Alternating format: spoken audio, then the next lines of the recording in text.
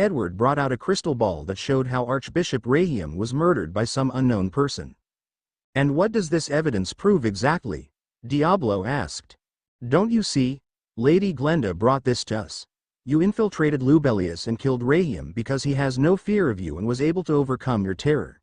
You feared him telling the world of the crimes you have been committing, which led you to kill him." Edward sighed while looking down at Diablo as if daring him to deny the evidence. Diablo gave a small laugh. "A mere human overcoming my fear. That's a very funny joke. Though, I don't have time for this charade anymore." Edward was taken aback by the response. "What do you mean?" "Simple really. I had originally come here to explain my innocence, but I've changed my mind. You humans will only believe what you see anyway, so I have a proposition," Diablo said to Edward. "Which is, if anybody here can overcome their fear of me, I will admit defeat. Fair warning, I am in a very bad mood now, so I won't be holding back. Challenge me at your own risk." Diablo told him with his smile that did nothing to conceal the rage he felt. Edward was stricken with so much terror that it took all his willpower to keep himself from peeing his pants. Kill him," he shouted in fear. The demon hunters that was mixed with the soldiers who were guarding the king were waiting for that particular order. They all leapt out and attacked Diablo. "Overcome our fear of you? What a joke. You might think yourself invincible as an archdemon, but we've dealt with demons like you back in our home country. No demon can survive for long if you pulverize their physical form.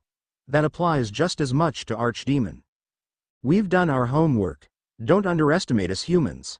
The hunters were underestimating Diablo, who has yet to move. They swinged their special compound alloy chains imbued with holy element at Diablo, which pinned him down. The chain bounded his hands and legs. The leader of the demon hunters did not see Diablo as any kind of threat.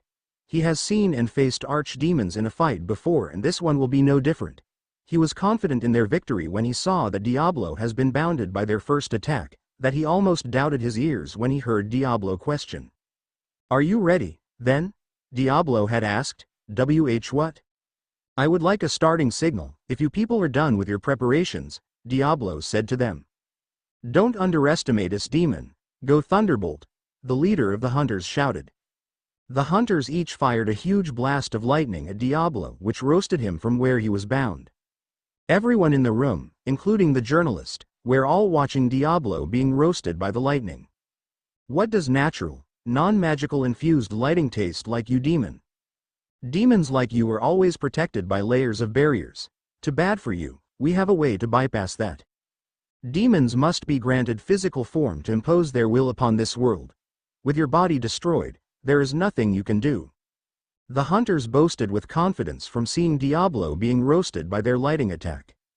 Edward could not express how happy he was. He made a promise to himself to increase the reward of the merchant that brought this demon hunters to him. He can finally rest easy with the threat gone. That was a meager effort. Too meager, in fact. Did you really think this was enough to stop me? The whole room shook, and with a huge burst of force, the lightning that covered Diablo were destroyed, revealing Diablo still with his smile. He casually brought his arm up, which destroyed the chains binding him. Everyone in the room had a gobsmacked expression from seeing Diablo with no scratch whatsoever. "You monster! How can this be? This is insanity." Needless to say, the whole demon hunters lost their will to fight after seeing a glimpse of Diablo's powers. "Now for the test," Diablo casually said. The whole room suddenly became heavy after Diablo had said that. "No, stop. Get away from me. Help. Someone please help me. Ah! Please make it stop, this is hell."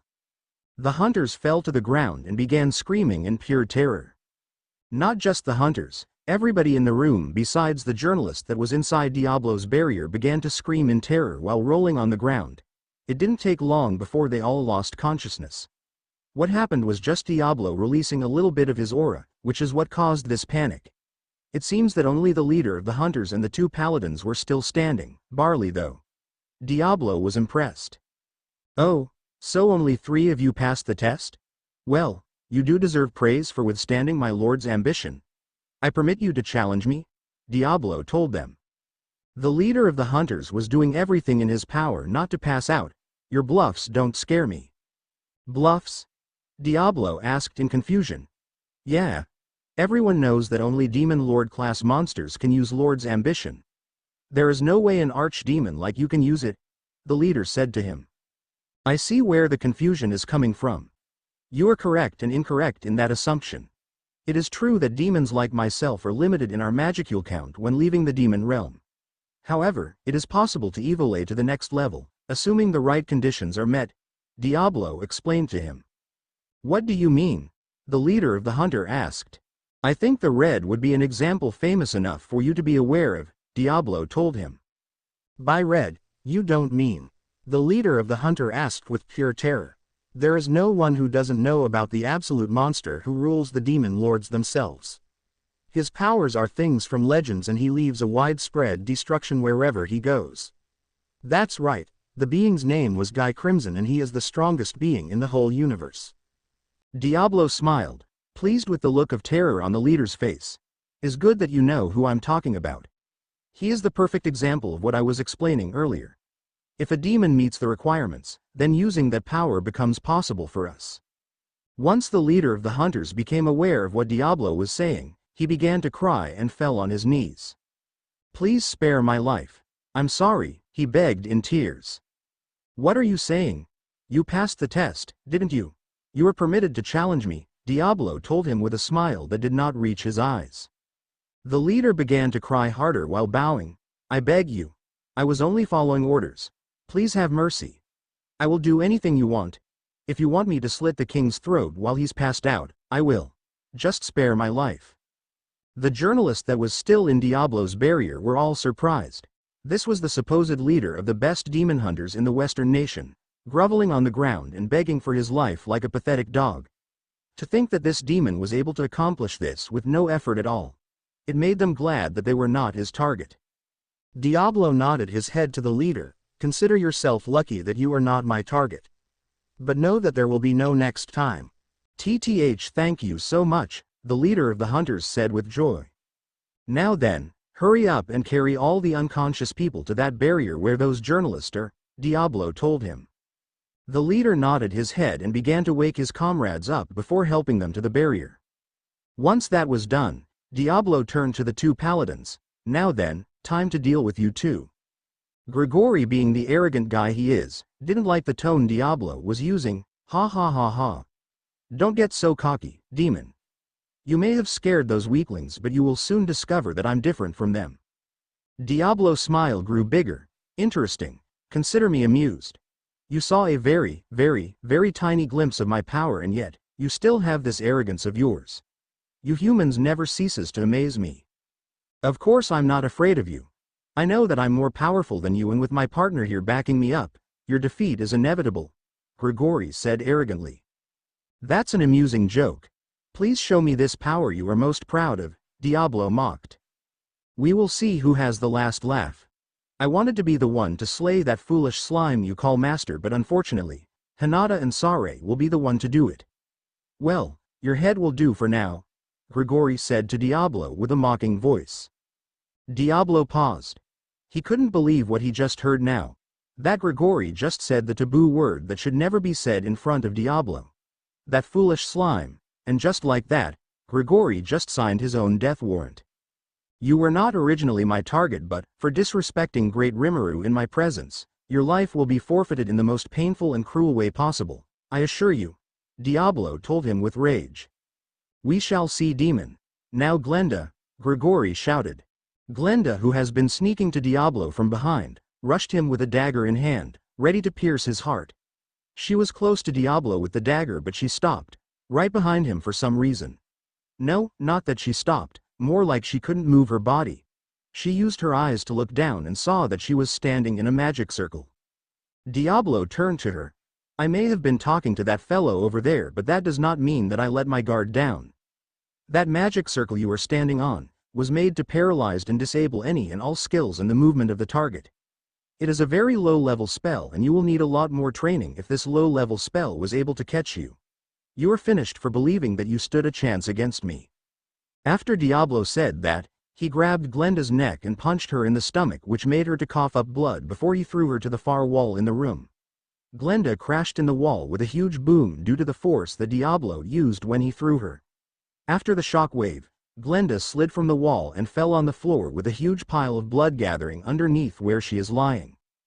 Grigori, who saw how easily Glenda was taken out, was speechless. He thought that this will be an easy mission due to this being only to exterminate an archdemon. He never imagined that the demon will be this powerful.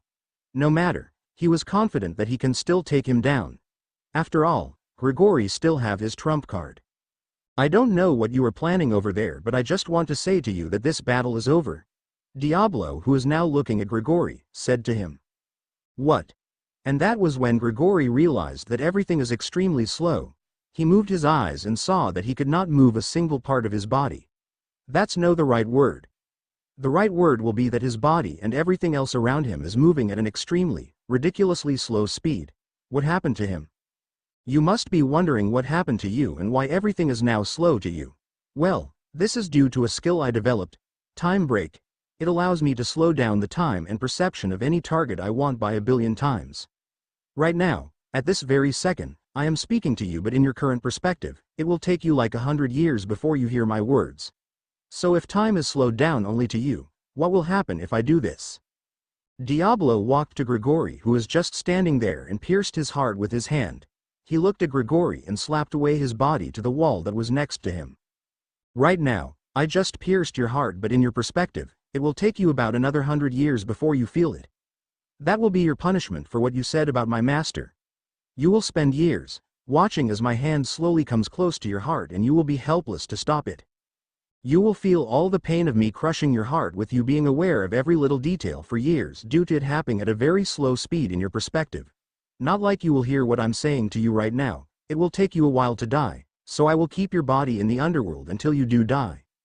Diablo transported Grigori's body to the underworld before turning to the throne. You people have been watching me for a while now. Don't you think it's time you should come out? After he said that, two people with white robe appeared. The robe had a white hoodie which covered their faces. The two people appeared next to the unconscious king, who is just now waking up. What happened? Edward asked as he looked around. He saw that the demon hunters were inside the barrier that Diablo created for the journalist, and he saw that Diablo was still standing.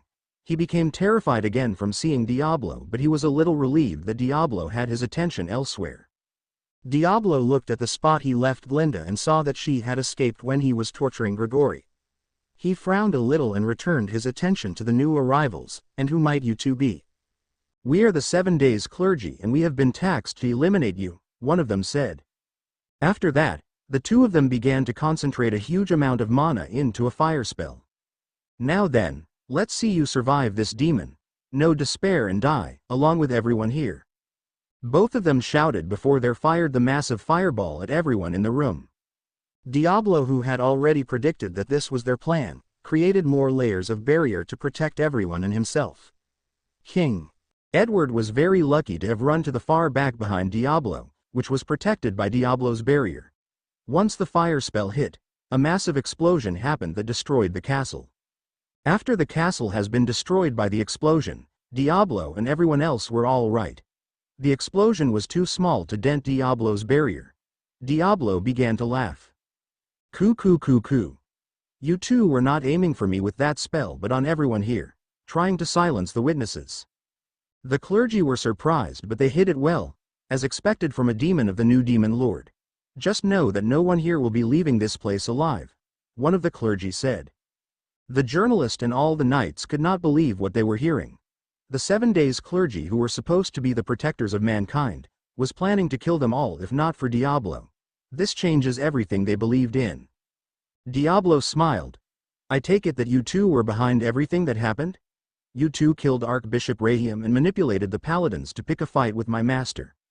And you two are also behind all that happened in this nation, right? That's right, demon.